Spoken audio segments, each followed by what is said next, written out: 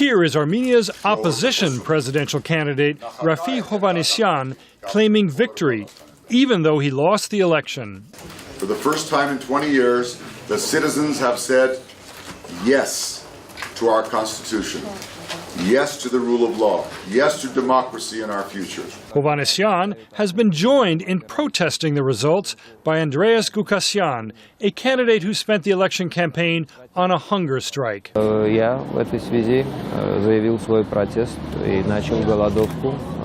started this hunger strike so that society, the government, and the international community paid attention to the fact that Armenia is still trying to proclaim its independence.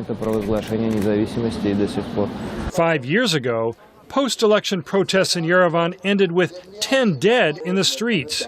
This time, police and protesters are following a peaceful path. Some see a new spirit of openness that is nurturing democracy. Richard Girgosyan runs a think tank in Yerevan. In a general sense, I'm optimistic about the trend now present in Armenia in terms of democratization, more of an orientation westward. When Armenian President Serzh Sargsyan cast his ballot on February 18, he knew the opposition would not win just 3% of the vote, as in other former Soviet republics. He did get re-elected, but with 59% of the vote. Opposition supporters flocked to the California-born Hovhannisyan, who was Armenia's first foreign minister after independence from the Soviet Union in 1991. He won 37% of the vote, twice the amount forecast by polls before the election.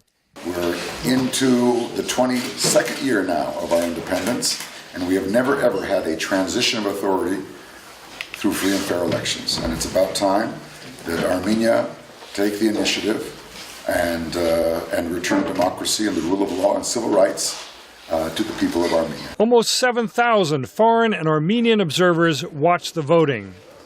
Karen Woldseth, head of a European parliamentary delegation, gave limited approval to the vote. We have noted progress in many areas, such as the media environment, legal framework, freedom of assembly, and freedom of speech.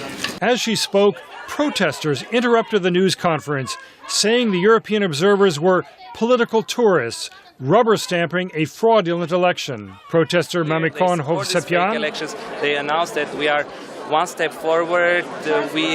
We had transparent elections, but it's a lie.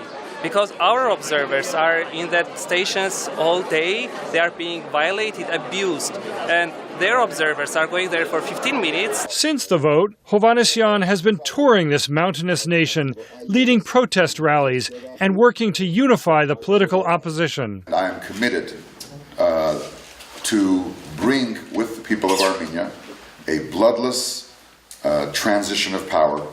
And I'm sure that in 5 years, we will have the first free and fair elections in Armenia. Democracy, messy, unpredictable, and with citizen participation, seems to be brewing in post-Soviet Armenia. James Brooke, VOA News, Yerevan.